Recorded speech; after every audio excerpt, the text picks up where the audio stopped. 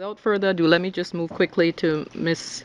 Shelley Duggan, Associate General Counsel and Global Brand Protection Leader for Procter & Gamble and also co-chair of TRACIT. Thank you. Good morning. I'd like to start by saying, as you just mentioned, that I'm here today wearing two hats. I'm a founding member and co-chair of TRACIT, and I'm also the Chief Trademark Counsel and Global Brand Protection Leader at Procter & Gamble. As co-chair of TRACIT, let me begin by expressing my appreciation to Secretary General Ketue and Director Hamilton for hosting this forum and for prioritising the challenge of illicit trade. Companies that join TRACIT do so because we believe that stopping illicit trade is a social and economic imperative.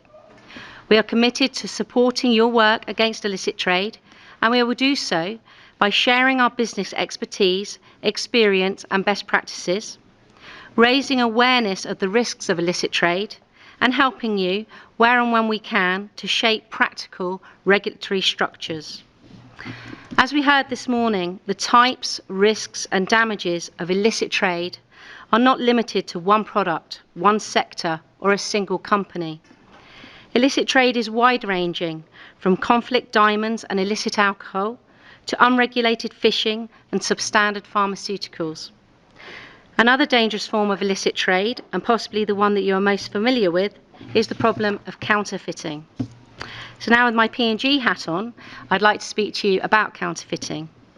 I'll concentrate on the size and shape of counterfeiting, explain how it negatively impacts development, and share some views on measures that can be undertaken to stop it. For starters, the illicit production and trafficking of counterfeits is an accelerating global phenomenon, and it accounts for the largest economic value of all forms of illicit trade. The OECD reports that counterfeiting has grown from $250 billion annually in 2007 to now more than $461 billion. And I know those numbers are starting to sound like telephone numbers, and you'll probably hear them more than once today. But when you start digesting this pure scale, it's quite shocking. It's an increase of more than 80% in less than 5 years. And it represents more than 2.5% of world trade. It also represents as much as 5% of all goods imported into the European Union.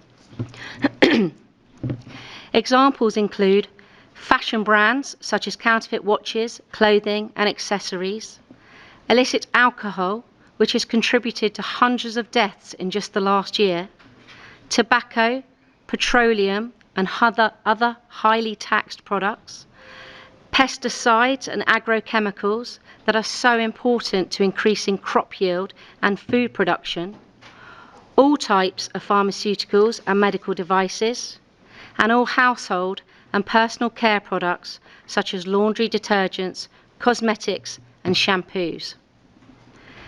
At P&G, our products are used by billions of people as a part of their daily routines and lives. Consumers wash their hairs with our shampoo, brush their teeth with our toothpaste, use our diapers to keep their babies dry, and our razors to shave. As such, we take counterfeiting very seriously. An important objective of the forum is to raise awareness on how illicit trade undermines economic and social development. So I'd like to make a few points on this subject.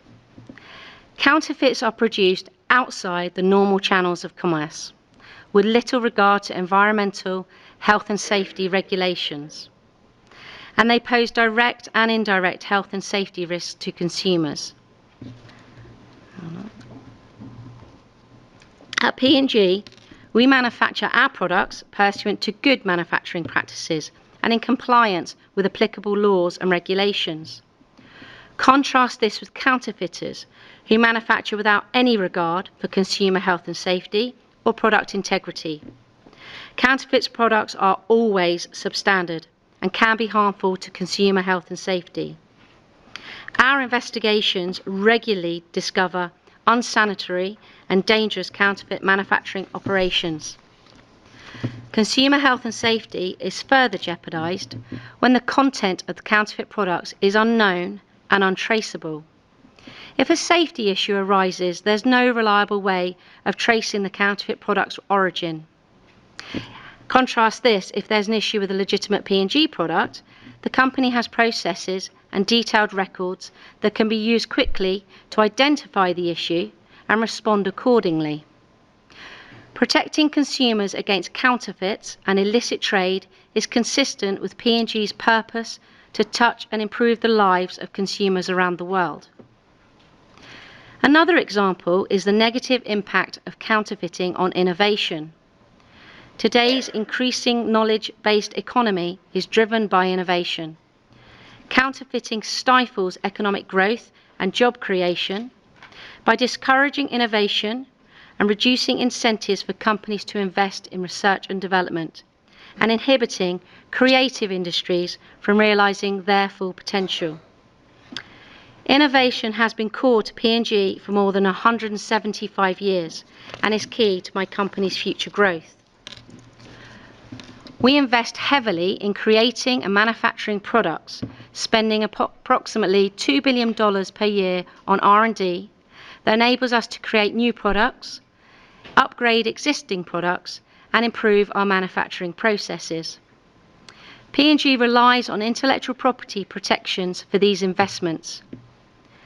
Counterfeiters' theft of P&G intellectual property encroaches upon our market share, suppresses profitability, hinders business growth, and hurts the equity of our brands. Counterfeiters' theft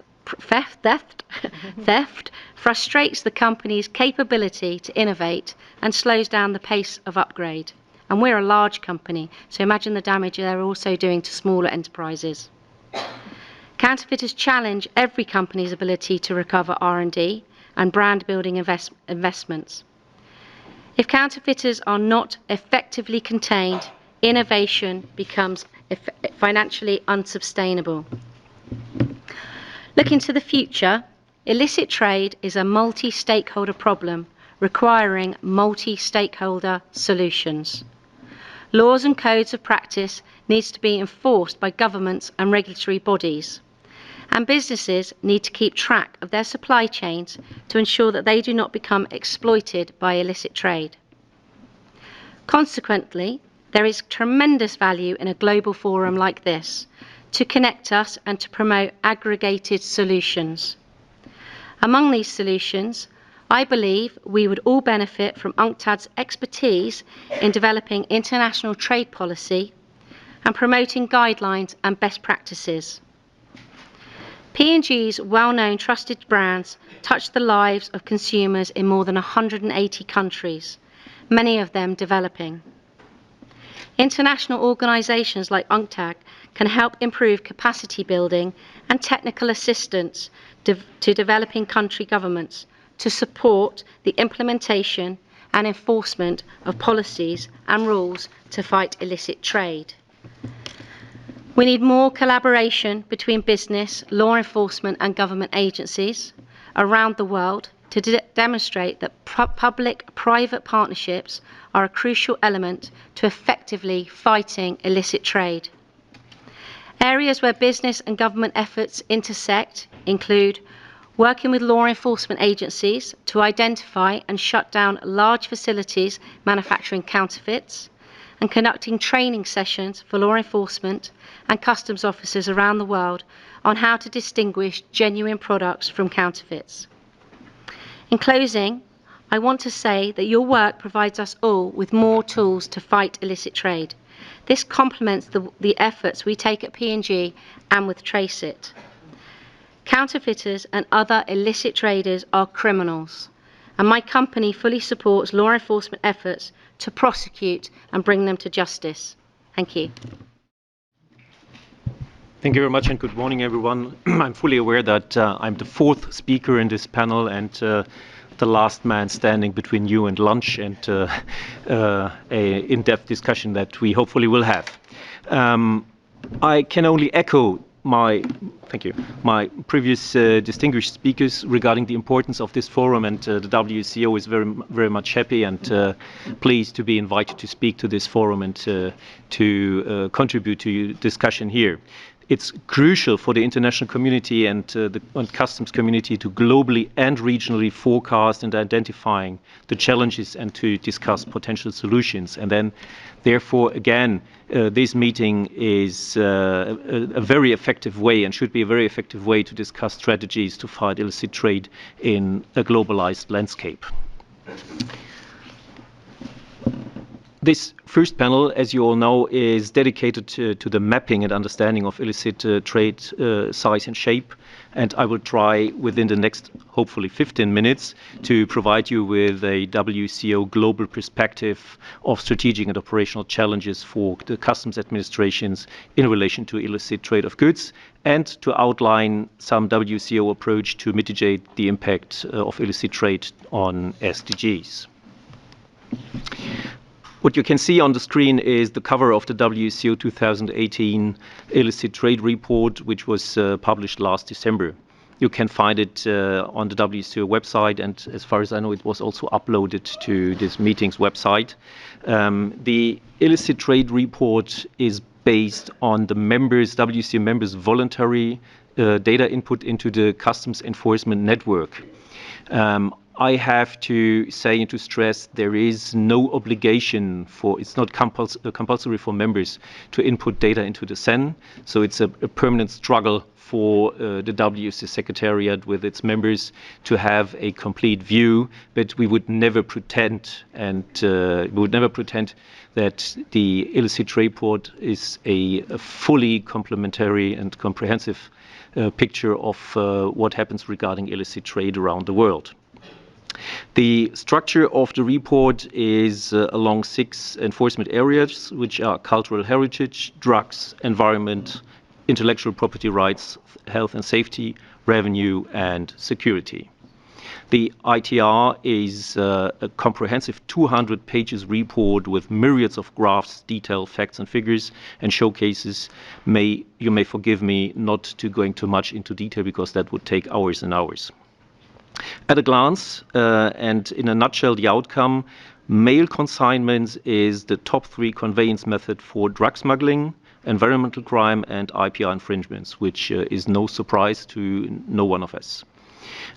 We noted that the increase of new psychotropic substances and IPR seizures number in mail consignments raised from 50 to 70% within 1 year from 2017 to 2018. At a later stage, I will come back on the e-commerce issue and its impact on illegal trade and customs. I would like to provide you with a couple of findings from the ITR 2018, some facts and figures on the main commodities of interest. We call it the usual suspects. First of all, regarding drugs. The WCO members reported an aggregate of 50,000 seizures, which is an 8% increase compared to 2018. Psychotropic substances made up the largest portion of confiscated substances, totaling to 32% of 2018 drug seizures. The second most prevalent confiscated drugs was cannabis, accounting for 21.3%. The third most common substance, cocaine, was seized in 16.7% of all cases. And if you look around and talk to people in the streets, everybody thinks that cocaine is the biggest issue we have. No, it's NPS, which is our biggest challenge. For drugs, North America reported the highest number of seizures, followed by Western Europe. Second, environmental crime. And first, let's talk about waste, illicit waste shipments. I wish I could give you a more deep insight into the issue, but it's very difficult to assess because the subcategories of waste are subject to change over the years, not within the report, but within the reporting. In the 2017 report, waste included almost solid plastic waste, old clothes waste, aluminium compounds, and hazardous waste. The reported data for this category in 2018, by contrast, included almost exclusively e-waste. Due to such shifts, it is difficult to compare the reported waste seizures between 2017 and 2018, especially considering 3 particularly large cases of plastic and old clothes waste reported by China in 2017. But we're working hard on a more precise database on this issue. Talking about CITES, I will not repeat what the Secretary General of the CITES Secretariat has presented to you. Just as an information, the seizures of CITES products increased 11.5% from 2017 to 2018. Countries from Western Europe reported the most cases on environmental product trafficking, although countries from the Asia-Pacific region reported the largest quantity of products seized. In 2018, Western Europe reported seizures represented 80% of the total seizures globally. IPR, very much stressed today and for very good reasons highlighted today in our meeting. The total number of reported IPR seizure cases increased from 27,000 in 2017 to 60,000 in 2018, a jump of almost 120%. For medicines, in 2018, the number of medical products pieces seized rose by 26.6% compared to the previous year. For IPR products, North America and Western Europe came first in terms of reporting the highest number of seizures. Talking about revenue matters, this also has been stressed as a harm to our societies in a couple of speeches and presentations today. Tobacco first, the number of cigarettes seizure cases increased 135% from 2017 to 2018. In terms of number of seizures, Western Europe comes second and Eastern and Central Europe's third, behind the Middle East being in the pole position regarding tobacco seizures. However, this considerable uptick was not accompanied by a similar increase in the number of pieces seized. This is an indicator, and we can confirm that smuggling of tobacco products by mail consignments is an upcoming issue related also to the e-commerce matter, which I will talk about later on. Alcohol product seizure cases increased by 72% from 2017 to 2018. The highest number of seizures were made in the Middle East. Seizures in Western Europe are second in 2018. Cultural heritage, which is a very specific issue and topic for the WSO Secretariat. We focused on this issue for not so many years. And I have to say that in 2018, 20 countries reported to the WCO 98 cases involving the trafficking of cultural objects. I don't pretend that this is the whole picture and the true picture of what happens in the area of smuggling of cultural heritage. But in the course of these cases alone, customs officers identified and recovered 15,700 artifacts. In 2018, Eastern and Central Europe reported the highest number of seizure cases, followed by Western Europe. Again, you will imagine if we would have a full reporting on the phenomenon of cultural heritage smuggling, what tremendous figures we would have to tackle with. So far, ladies and gentlemen, some facts and figures on the usual suspects. You can find this report very much in detail on the WCO website. We jointly could now do the exercise how and to what extent these illicit trade flows impact the UN's sustainability development goals. But this has been outlined by TRACIT already, very much in detail by Jeff. And I think you all have a sound understanding how tremendous the impact continues to be. Illicit trade, from WCO perspective, is the poison in the veins of our societies and economies, and it will make us sick if we don't stop it. I would like to outline now from a WCO global perspective an assessment of the most pertinent strategic and operational challenges, not pretending that the list would be complete and exhaustive, you name it. A first challenge is the global and interregional consensus on priority areas.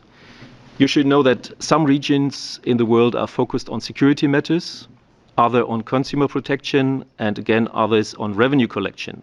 Sometimes it's depending on whether a country is a departure or exporting country or a destination and importing country.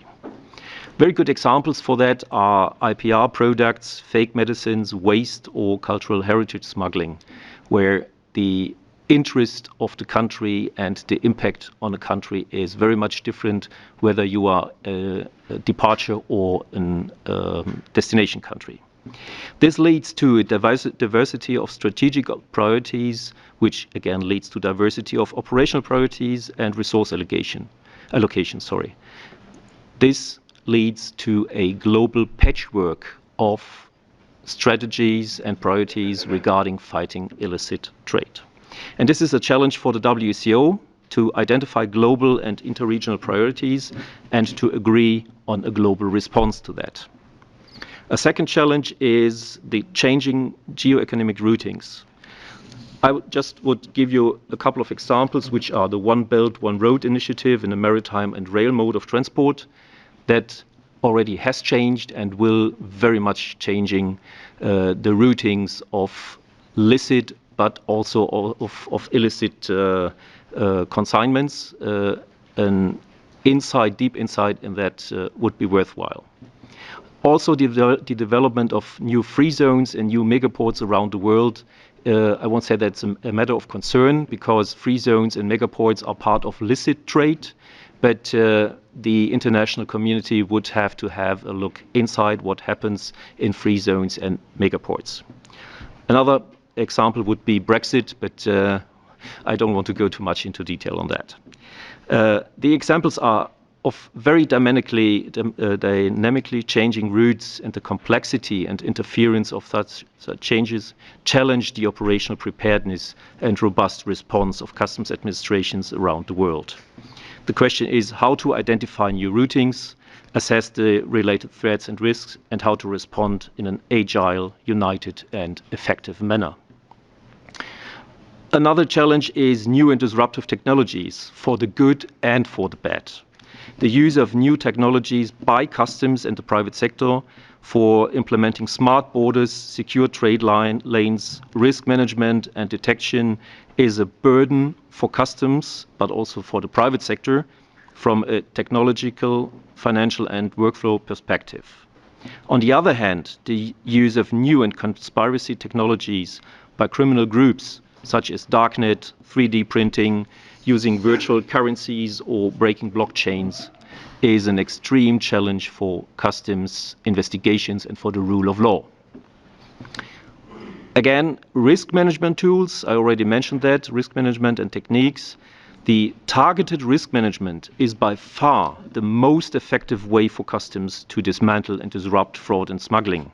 For instance, in the drug commodity in 2018, more than 76% of the seizures were due to risk profiling. In the wildlife and waste commodities, 82% of the seizures, which is an increase of 7%, were due to a well-performing risk management.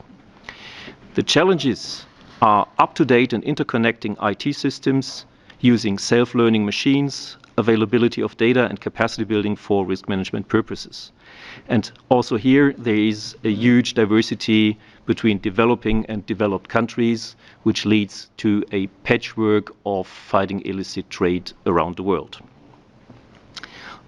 Last but not least, international cooperation and data sharing, which is a big issue and the home turf of World Customs Organization, is the international and interregional cooperation and the sharing of data in standardized formats.